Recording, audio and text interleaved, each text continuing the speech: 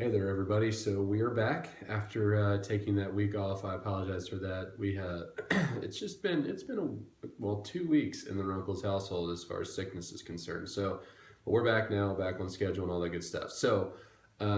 We are going to talk this week about a series titled "Worship Matters," and what I mean by that is the fact how we worship and what we do during worship really matters to the Lord.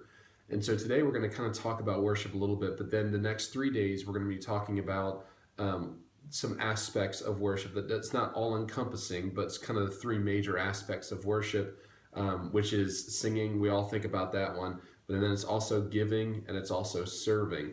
So we're going to talk about those in the next couple of days. But today, the Bible talks about how we can yield our members as instruments of righteousness. So I self-taught myself to play the guitar, not well, but I can play it a little bit.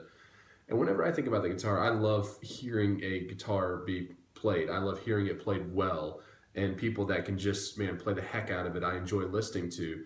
But you know what is always noticeable is when someone plays the wrong chord, even the right chord at the wrong time. So if the chord progression on the song is supposed to be C D G and they play G C D, okay, the song isn't sounding like it's supposed to. Now the chords that are played are right, just not at the right time.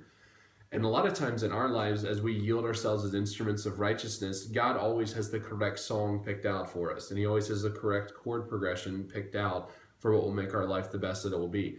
But sometimes we don't personally like how the C chord sounds at that moment in our life. And so we try and take the reins and play the G chord or play some other chord that we think would sound better, when in reality it's just messing up the chord progression that God actually had for us. So what worship does is worship brings us back into a point where we say, God, I want to be used by you in the way that you want to use me, and in the chord progression you want to play, no matter what that looks like or sounds like.